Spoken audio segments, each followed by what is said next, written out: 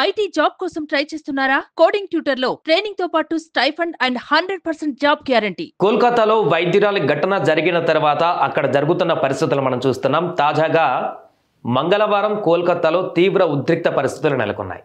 ఛత్ర సమాజ్ అనేటువంటి ఒక విద్యార్థి సంఘం అక్కడ తీవ్రమైనటువంటి ఆందోళనకు పిలుపునిచ్చింది.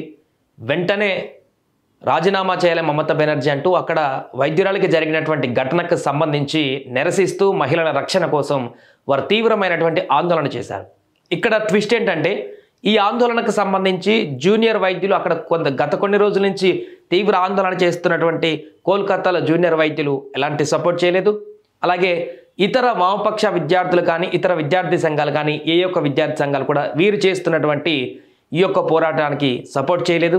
కానీ ఛాత్ర సమాజ్ అనేటువంటి విద్యార్థి సంఘం నిన్న తీవ్ర స్థాయిలో అక్కడ ఉద్రిక్త పరిస్థితులకు దారితీసేటువంటి విధంగా నిరసన కార్యక్రమాలు చేపట్టడంతో పోలీసుల లాఠీ చార్జ్ రకరకాల ఉద్రిక్త పరిస్థితులు నెలకొన్నాయి. ఒకసారి వార్త చూస్తే అసలు ఛాత్ర సమాజ్ అనేటువంటి విద్యార్థి సంఘం ఏంటి, అసలు వాళ్ళు ఎప్పుడు స్థాపించారో ఆ విద్యార్థి సంఘానికి సంబంధించిన పూర్తి వివరాలు కూడా తెలుసుకుందాం. ముందైతే నిన్న జరిగిన ఉద్రిక్త పరిస్థితులు, నిన్న జరిగిన ఆందోళనకు సంబంధించిన ఒకసారి పూర్తి వివరాలు చూద్దాం. చలో సెక్రటేరియట్కు ఛాత్ర సమాజ్ పిలుపు, భారీగా తరలి వచ్చిన విద్యార్థులు. మమత రాజీనామాకు డిమాండ్, ఎక్కడికక్కడ అడ్డుకున్న పోలీసులు, గాల్లోకి కాల్పులు, పలువురికి గాయాలు. నేడు బెంగాల్ బంద్కు బీజేపీ పిలుపు.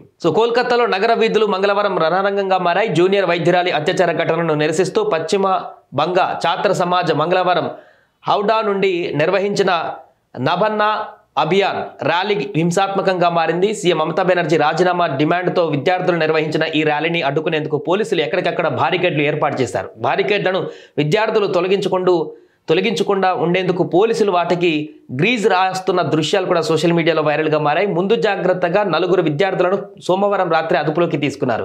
సచివాలయానికి దారి తీసే మార్గాలలో 6,000 మందితో భారీ పోలీసు బందోబస్తు నిర్వహించారు. డ్రోన్లతో పరిస్థితిని అంచనా వేశారు. ర్యాలీ నియంత్రణ వంటి అంశాలపైన పర్యవేక్షణ ప్రభుత్వం 26 జిల్లాల కలెక్టర్లను నియమించింది. ముఖ్యంగా MG road, Hastings road, Santragachi, Howrah bridge ప్రాంతాలలో విద్యార్థులు పెద్ద సంఖ్యలో ర్యాలీలో పాల్గొన్నారు. దీంతో ఉద్రిక్త పరిస్థితులు చోటు చేసుకున్నాయి. విద్యార్థుల బారికేడ్లను బద్దలుకొట్టి పోలీసులను తోసుకుంటూ ముందుకు దూసుకువెళ్లారు. పోలీసులపైన రాళ్లు, ఇటుకలు విసిరారు. ఈ ఘటనలో పలువురు పోలీసులకు కూడా గాయాలయ్యాయి. దీంతో పోలీసులు గాల్లోకి కాల్పులు జరుపుతూ లాఠీ చార్జ్ చేశారు. వాటర్ కెనాల్, టీఆర్ గ్యాస్ ప్రయోగించారు. ఈ ఘటనలో పలువురు విద్యార్థులకు తీవ్ర గాయాలయ్యాయి. విజువల్స్ మనం చూడొచ్చు. ఇక్కడ జరుగుతున్నటువంటి ఆందోళనకు సంబంధించి నిన్న పూర్తిగా కూడా ఒక భయంకరమైనటువంటి పరిస్థితి నెలకొంది. కోల్కతాలో విద్యార్థులకు పోలీసులకు మధ్య లాఠీ చార్జ్, టీఆర్ గ్యాస్ ఉపయోగించారు. వాళ్ళు రాళ్లతో దాడి చేశారు. ఇలా తీవ్రమైనటువంటి ఉద్రిక్త పరిస్థితి నిన్న అక్కడ కనిపించింది.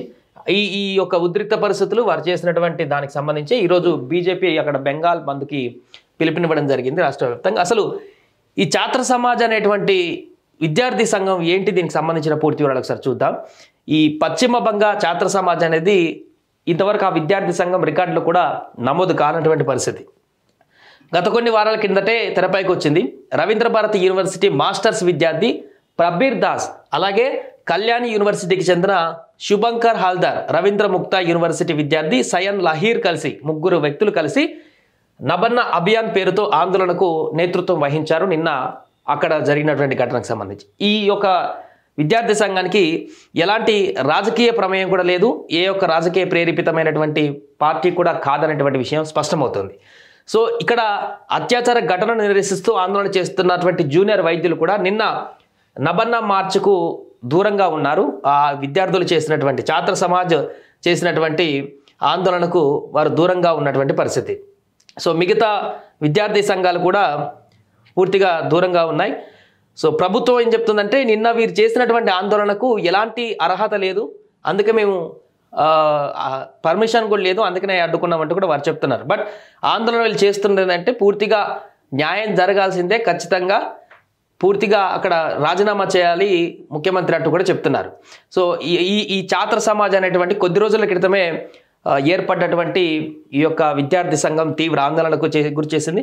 ఏంటంటే వాళ్ళ డిమాండ్ బాధితురాలికి న్యాయం జరగాలి, నిందితుడికి మరణశిక్ష విధించాలని, సీఎం మమతా బెనర్జీ రాజీనామా చేయాలంటూ కూడా వారు ప్రధానమైనటువంటి డిమాండ్ చేస్తున్నారు ఛాత్ర సమాజ్ అనేటువంటి విద్యార్థి సంఘం.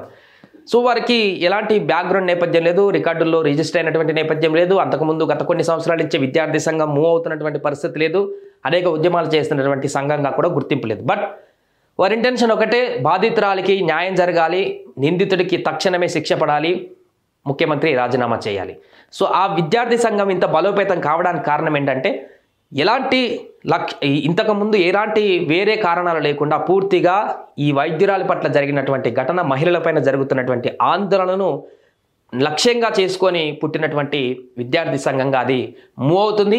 అందుకు తగ్గట్టుగానే ఎలాంటి ప్రయోజనాలు లేకుండా, ఎలాంటి ఇతర కార్యక్రమాలు లేకుండా ఓన్లీ సింగిల్ ఎజెండాతో ముందుకు వెళ్తుంది. కాబట్టి న్యాచురల్గానే మిగతా విద్యార్థుల నుంచి అంటే ఇండివిజువల్గా ఉన్నటువంటి ఇతర విద్యార్థులు సపోర్ట్ చేయనప్పటికీ ఇండివిజువల్గా ఉన్నటువంటి విద్యార్థులందరూ కూడా ఈ యొక్క ఛాత్ర సమాజ్కి సపోర్ట్ చేయడంతో నిరసన కార్యక్రమాలు మంగళవారం రోజు తీవ్ర స్థాయికి చేరుకున్నాయి. దీంతో అక్కడ ఉద్రిక్త పరిస్థితులు నెలకొని ఈరోజు బంద్కు బీజేపీ పిలుపునిచ్చేంత వరకు కూడా అక్కడ ఘటన కొనసాగుతుంది. ఏదైనా కూడా కోల్కతాలో జరిగినటువంటి ఘటనకు సంబంధించి విచారణ తొందరగా ముగియాలి, ఆ నిందితుడికి త్వరగా శిక్ష పడాలి. అలాగే అక్కడ ప్రభుత్వం పూర్తిగా బాధ్యత వహిస్తూ ఏదన్నా చర్య పూనుకుంటే తప్ప ఈ ఆందోళనలు అయితే పూర్తి స్థాయిలో సద్దుమణిగేటువంటి పరిస్థితి ఉన్నట్టు కనిపించట్లేదు.